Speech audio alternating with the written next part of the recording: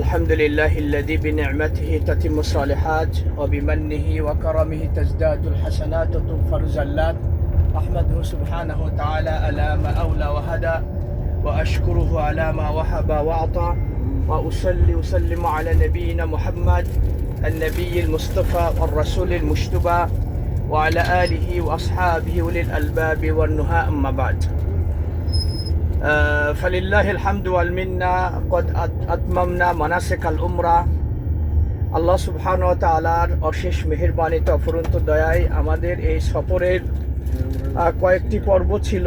তার মধ্যে মেন এবং প্রথম পর্ব সেটি হচ্ছে বাইতুল্লাহর জিয়ারা করা, সেটি আমরা ইনশাল্লাহ সম্পূর্ণ করলাম। বাকি দ্বিতীয় সেটি হচ্ছে মসজিদে নববী জিয়ারা করা।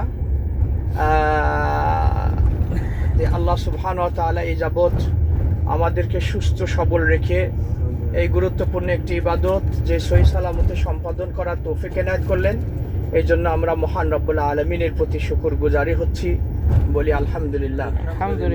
রসুল হযরত আহমদ মুজতবা মুহাম্মদ মুস্তাফা সাল্লাল্লাহু আলাইহি সাল্লামের প্রতি বর্ষিত লাখ কোটি দরুদ ও সালাম, যে নবীর উম্মত হতে পেরে আজ আমরা সত্যি গর্বিত, মুআজ্জাজ, সম্মানিত দিনী ভাই বোনেরা, সবাই ভালোই আছি তো? এই কিতা খবরে আলহামদুলিল্লাহ কন্যা, এটা জোর করে একটা কথা নাকি? জোর করে বললেন না, খায়ের এসে কাউর এসি টেসি সমস্যা ছিল নাকি আল্লাহ জানে। আলহামদুলিল্লাহ আমাদের আশা করি যে ফন্দুকটাও ভালো ছিল, খুব একটা দূরেও ছিল না, সব মিলে ভালোই হলো আলহামদুলিল্লাহ। কিন্তু সমস্যা হচ্ছে আসলে এই প্রথমে আমাদের ড্রাইভার দেরি করাতেই একটু হয়ে গেল, এরপর আমরা আবার দেরি করলাম, দুই দেরিতে এখন আল্লাহ জানে যে জুমা পাওয়া যাবে কি নাকি। তারপরও ইনশাল্লাহ নুদরিকুল জুমা আহমদ ইনশাল্লাহ ফির মসজিদ নববী ইনশাল্লাহ। তা ইনশাল্লাহ সামনে হয়তো কোনো স্টপিস আর নাও থাকতে পারে, যদিও যদি করে তাহলে ওর আমরা আর খাওয়া দাওয়ার জন্য বেশি দেরি করব না। হ্যাঁ, এই জন্য আমরা ওকে রিকোয়েস্ট করব না থামার জন্য। তারপরও যদি একটু পেশাব পায়খানা এর জন্য মাঝখানে হয় তাহলে অল্প সময়ের জন্য আমরা করবো ইনশাল্লাহ। তো আসলে আমাদের শিডিউলটা ঠিকই ছিল, কিন্তু আমরা অনেকেই ঠিক টাইমেও ঘুম থেকে জেগে প্রস্তুতও ছিলাম, কিন্তু আমি নামাজের টাইম হয়ে গেল। এই নামাজ পড়তে পড়তে আসলে ওর মানে হয়ে গেল। যাই হোক, কদ্দার আল্লাহু মা শাআ ফাআল। ভাইরা আমার, প্রশ্ন হচ্ছে যে আমরা এই মদিনাতে যে জিয়ারা করি, এই মদিনায় জিয়ারা করার আমাদের উদ্দেশ্য কি হওয়া উচিত? মানে আমরা কেন হচ্ছে মদিনাতে যাব? হ্যাঁ, আওয়াজ দিয়ে একটু।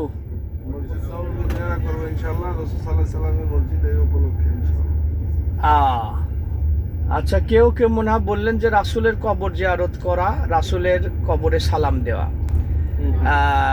এইটা যদি হয়ে থাকে তাহলে এইটাই ম্যাক্সিমাম মুসলমানের অন্তরে নিয়ত থাকে।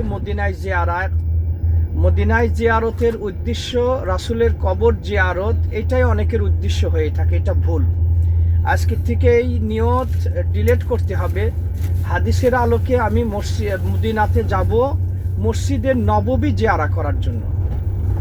অতঃপর ফার্স্ট মসজিদে নববী জিয়ারা করার নিয়ত থাকবে। এরপরে আনুষঙ্গিক যে স্থানগুলো, যেই জায়গাগুলো জিয়ারা করা শরীয়ত সম্মত সেইগুলো করব। দলিল হচ্ছে রাসূল সাহেব বলছেন, লা তুশাদ্দুর রিহাল ইল্লা ইলা সালাসা মাসাজিদ। মানে পৃথিবীর ভূখণ্ডে একমাত্র 3টা জায়গায় নেকির উদ্দেশ্যে আপনি গমন করতে পারবেন। এছাড়া আর পৃথিবী কোথাও ওই জায়গার স্বতন্ত্র ফজিলত আছে মনে করি যদি আপনি জিয়ারা করেন, তাহলে এটি শরীয়তের পরিপন্থী বিষয়। অর্থাৎ তা হলো এই যে রাসূল সাল্লাল্লাহু আলাইহি ওয়াসাল্লাম বলেছেন, আমার মসজিদে হারাম মক্কা এবং বাইতুল মাকদিস যেখানে আল আকসা মসজিদ অবস্থিত ফিলিস্তিনে, এই তিনটা জায়গায় জিয়ারা করা এটা শরীয়ত সম্মত এবং নেকির উদ্দেশ্যে আমরা এই 3টা জায়গাতে জিয়ারা করতে পারবো। এছাড়া এখন কেউ যদি মনে করে যে এই বা এটা ধারণা করতে শুরুই করেছে যে টুঙ্গি ইজতেমা এটা একটা মুসলমানদের হজের সঙ্গে তুলনা দিয়ে বলা হয়ে থাকে যে সবচেয়ে বড় জমায়েত হজের পরেই, এবং ওই স্থানটার লোকজন যেন একটা ফজিলত বা বরকতময় স্থান হিসাবে এটা অনেকেই নিয়ত করে ধরে নিয়েছে। এই জন্যই সেখানে হাজার হাজার বিয়ে পড়ানো হয়, সেইখানে মানে আল্লাহর যেন অনেক কিছু ফাইসালা ওই দিনে হয়। এটা বাস্তব দেখেন, আমি নিজে কানে শুনেছি যে একদা আমি একটু জরুরি ভিত্তিতে দেশে গেলাম, তো ওই দিন তো গাড়ি আগেই বন্ধ থাকে, তা আমি এয়ারপোর্ট থেকে গাড়ি পাচ্ছি না, আমি যাব হচ্ছে গাবতলী। তো ওই নৌবাহিনীর কোন অফিসারকে যেন ওই ড্রাইভার নামাই দিয়েছে, ওর সাথে কন্ট্যাক্ট করলাম কথা বলতে বলতে, এবার যাচ্ছি। এখনও মানে আখেরি মুনাজাত শুরু হয়নি, রোডের দুই পাশে অনেকেই অপেক্ষা মুনাজাতের জন্য। তো আমি ওই গাড়ু আস্তে আস্তে যাচ্ছে, ভাইকে বললাম যে দেখি এরা কি বলে, একটু 1 মিনিট থামান। তো ওইখানে রোডের পাশে বলছে আজকে 1 বছরের জন্য আল্লাহ যা কিছু করবেন আবাঙে 1 বছর আজকে ইজতেমা থেকে এটা ফাইসালা হবে। তাহলে এইটা বলা তো মারাত্মক ভুল। আচ্ছা, ওই যে আয়সা মসজিদ বলা হয়, আহমদ হাদা মসজিদ আয়সা সা, এই দেখেন এই ডাইনে এইটা আয়সা মসজিদ। আমরা এইখানেই আলোচনা করব যে একাধিক উমরা করা। এইখানে এই দেখেন যে পিলার, এটা মসজিদের হারাম এরিয়া শেষ, এটা হচ্ছে আয়সা মসজিদ।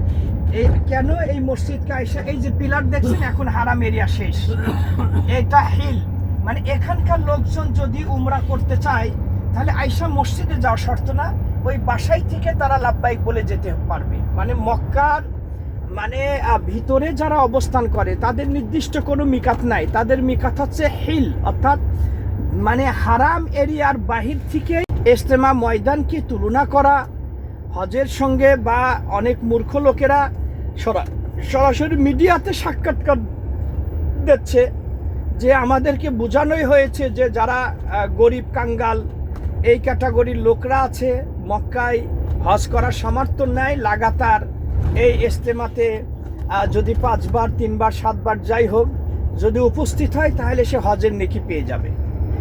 তো এই সমস্ত কথা বলা ভাই, এটা কত বড় মারাত্মক, নিজের পক্ষ থেকে শরীয়ত বানিয়ে নেওয়া। আমলাহুম শুরাকা শারাউলাহুম মিনাদ্দিন লাম আমলাহুম শুরাকা শারাউলাহুম মিনাদ্দিন মা লাম ইয়াজাম বিহিল্লাহ, যে তারা কি মানে নিজের পক্ষ থেকে এমন শরীয়ত প্রণয়ন করেছে, মানিয়ে নিয়েছে যে যার অনুমতি আল্লাহ তাদেরকে দেয়নি। সুতরাং এই মানে মক্কার বা আরাফাতের সঙ্গে ইজতেমাকে তুলনা করা এটা নিতান্তই ভুল, এটা নিতান্তই ভুল। সুতরাং এই 3টা জায়গাতে আমরা নেকির উদ্দেশ্যে গমন করতে পারবো, নেকির উদ্দেশ্যে এই 3টা জায়গাতে আমরা যেতে পারবো। তাছাড়া অন্য কোথাও নেকির উদ্দেশ্যে যাওয়া এটি হচ্ছে মানে ঠিক হবে না।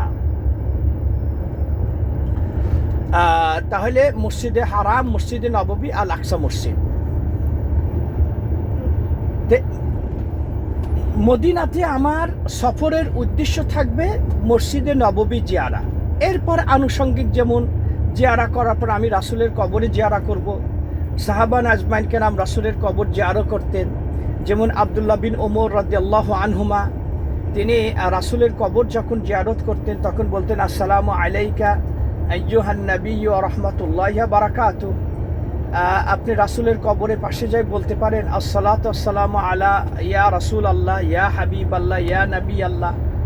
এখন প্রশ্ন হচ্ছে যে আপনি দূরের থেকে এইভাবে কি রাসূলের প্রতি আপনি সালাম দিতে পারবেন?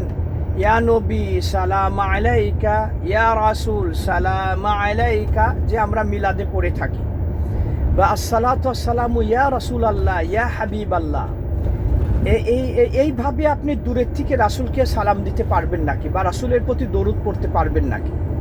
তাহলে এই প্রশ্নের অ্যান্সারে আমরা বলবো যে না, এটা পড়া যাবে না। ভালো করে বুঝবো, এটা মানে সূক্ষ্ম এখানে বিষয় নিহিত।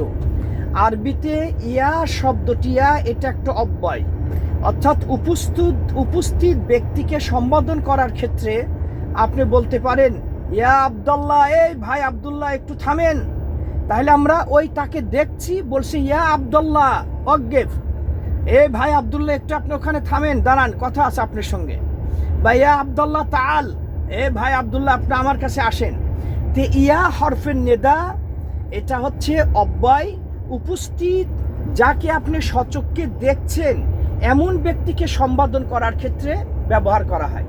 তে রাসূল সাল্লাল্লাহু আলাইহি সাল্লামকে যদি আপনি বলেন ইয়া রাসূল সালামু আলাইকা, ইয়া নবী, ইয়া রাসূল, ইয়া নবী, তার মানে আপনি যদি ইয়া এইভাবে সম্বোধন করেন যেন আপনি তাকে রাসূল এখানে উপস্থিত আছে এটা আপনি মনে করছেন, এটা তো ভুল, এইটা তো ভুল, হাদা খাতা। তে সুতরাং এই শব্দ আসসালাতু ওয়াসসালামু আলা রাসূলিল্লাহ, আসসালাতু ওয়াসসালামু আলা রাসূলিল্লাহ, আল্লাহুম্মা সাল্লি ওয়া সাল্লিম বারিক আলা নবিনা মুহাম্মদ, যেন আমরা দরুদ শরীফ পড়ি আল্লাহুম্মা সাল্লি আলা মুহাম্মদ ওয়া আলা আলি মুহাম্মদ। তো সুতরাং এইভাবে বলা যাবে, তাছাড়া কিন্তু মানে ওইভাবে বলা যাবে না। তবে একমাত্র যখন আপনি মদিনাতে যাবেন, সরাসরি রাসূলের পাশে যে কবরের পাশে যে যখন রাসূলকে সালাম দিবেন, তখন কিন্তু আপনি বলতে পারেন আসসালামু আলাইকা ইয়া রাসূলুল্লাহ, আসসালামু আলাইকা ইয়া হাবিবাল্লাহ, আসসালামু আলাইকা আইয়ুহান নবী ওয়া রাহমাতুল্লাহি ওয়া বারাকাতুহু। সাহাবীরা বলতেন, কারণ রাসূল সাল্লাল্লাহু আলাইহি ওয়াসাল্লাম বলছেন যে আমার কোনো উম্মত যখন আমার প্রতি সালাম দেয়, তখন আল্লাহ সুবহানাহু ওয়া তাআলা মানে কবরে আমার রূহটা তিনি রিটার্ন দেন, ফেরত দেন, অবশেষে আমি হচ্ছে তাদের সালামের জবাব দিই। এখন কিভাবে আল্লাহ রূহ ফিরিয়ে দেন, কিভাবে সালামের জবাব দেন, এগুলো সব হচ্ছে মানে উমুর আল গায়বিয়া, এটা হচ্ছে গায়েবের বিষয়, এটা আল্লাহ সুবহানাহু ওয়া তাআলাই ভালো জানেন, এটা আমরা জানি না, এটা উমুর আল গায়বিয়া। সুতরাং রাসূলের কবরের পাশে যে আপনি ওইভাবে সালাম দিতে পারেন, দূরে ওইভাবে সালাম দেওয়া যাবে না। আর একটা বিষয়, অনেক সময় আমরা দেশ থেকে যখন আসি বা কেউ হজ উমরা পালন করার জন্য যখন আসে, তখন বলে যে আমার সালামটা রাসূলের কবরে পাঠিয়ে দিন, এইভাবে আমাদের কাছে আবেদন করত। আমরা যখন মদিনাতে স্টুডেন্ট ছিলাম, কত লোক ছুটির থেকে রিটার্ন আসার সময় এই দরখাস্ত করতো যে যাচ্ছেন মদিনাতে, আমার সালামটা রাসূলের কবরে পৌঁছাই দেন। তো এইভাবে অন্যের মাধ্যমে রাসূলের কবরে সালাম পাঠানো, এইটা কতটুকু শরীয়ত সম্মত? তো এইটার ব্যাপারে আমরা বলবো যে এটা হচ্ছে সহিহ হাদিসের পরিপন্থী বিষয়। মানে সাহাবান আজমাইন কেরাম, সালফে সালেহিন, আইম্মাই মুজতাহিদিন, এই সমস্ত উলামায়ে কেরামগণ এইভাবে অন্যর মাধ্যমে রাসূলের কবরে সালাম পাঠিয়ে দিয়েছেন বলে কোনো প্রমাণ নাই।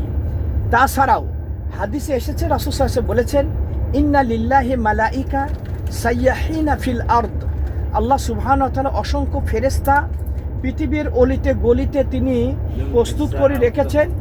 তাদের মানে হচ্ছে মানে তাদের মানে ডিউটি হচ্ছে যে আপনার পৃথিবীর আনাচে কানাচে মানে যেই প্রান্তর থেকেই রাসূলের প্রতি সালাম দিবেন, সাথে সাথে আল্লাহ সুবহানাহু ওয়া তাআলা ওই ফেরেশতার মাধ্যমে আপনার সালামটা রাসূলের কবরে পৌঁছিয়ে দেন। আর রাসূল বলছে ওই সময় আল্লাহ আমার রূহ ফিরিয়ে দেয় আর আমি তাদের সালামের জবাব দিই। যেহেতু ফেরেশতার মাধ্যমে আমানতের সাথে আপনি যেখান থেকেই রাসূলের প্রতি সালাম পাঠান, সেইটি হচ্ছে পাঠিয়ে দেওয়া হচ্ছে, সেই ক্ষেত্রে তো আর আপনি ওই ভায়া হয়ে অন্যর মাধ্যমে রাসূলের সালাম দেওয়ার কোনো যৌক্তিকতা নাই।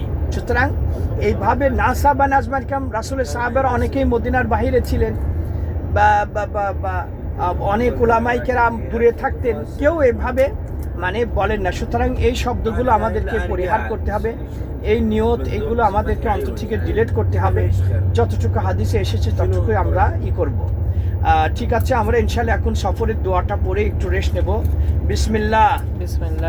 আলহামদুলিল্লাহ, আলহামদুলিল্লাহ, আল্লাহু আকবার, আল্লাহু আকবার, আল্লাহু আকবার, আল্লাহু আকবার, আল্লাহু আকবার। আল্লাহু আকবার। সুবহানাল্লাযী সুবহানাল্লাযী সাখখারা লানা হাযা সাখখারা লানা হাযা ওয়া মা কুন্না লাহু ওয়া মা কুন্না লাহু মুকরিনিন মুকরিনিন ওয়া ইন্না ওয়া ইন্না ইলা রাব্বিনা ইলা রাব্বিনা লামুনকালিবুন। লামুনকালিবুন। আল্লাহুম্মা আল্লাহুম্মা ইন্না ইন্না নাসআলুকা নাসআলুকা ফি সাফারিনা হাযা في سفرنا هذا আল বিররা ওয়াত তাকওয়া البر والتقوى ওয়া মিনাল আমালি ومن العمل মা তারদা। ما ترضى. আল্লাহুম্মা اللهم هون علينا هون علينا سفرنا هذا سفرنا هذا وأطبع عنا وأطبع عنا بعده. بعده. اللهم اللهم أنت الصاحب أنت الصاحب في السفر في السفر والخليفة والخليفة في الأهل. في الأهل. اللهم اللهم إنا إنا نعوذ بك نعوذ بك من من وعثاء السفر وعثاء السفر وكآبة المنظر وكآبة المنظر وسوء المنقلب سوء المنقلب في المال والأهل. في المال والأهل. آئبون آئبون تائبون تائبون عابدون عابدون لربنا حامدون. لربنا حامدون. আমরা আসার সময় এটা পড়েছিলাম, কিন্তু ফিরার সময় ওই দোয়ার সঙ্গে এই শেষের যে শব্দটুকু অ্যাড করলাম, এইটি হচ্ছে রিটার্নের সময় এই শব্দগুলো রাসূল সাল্লাল্লাহু আলাইহি ওয়াসাল্লাম বলতেন, মর্মে আনাস বিন মালিক রাদিয়াল্লাহু তাআলা আনহু থেকে হাদিস বর্ণিত হয়েছে। আল্লাহ সুবহানাহু ওয়া তাআলা আমাদের সফরটাকে আল্লাহ নিরাপদ করুন, সহি সালামতে আল্লাহর রাসূলের মদিনাতে আমাদেরকে আল্লাহ পৌঁছাই দিন, আমিন। যাতে করে আমরা মসজিদে নববী জিয়ারা সহ অন্যান্য আনুষঙ্গিক আমলগুলো সেখানে সম্পাদন করতে পারি। এই তৌফিক আল্লাহর কাছে কামনা করে এখানে টানছি। হাদা আল্লাহু আলাম ওয়া সাল্লাল্লাহু নবিনা মুহাম্মদ ওয়া আলা আলিহি ওয়া সাহবিহি আজমাইন। ওয়াসসালামু আলাইকুম ওয়া রাহমাতুল্লাহি ওয়া বারাকাতুহু।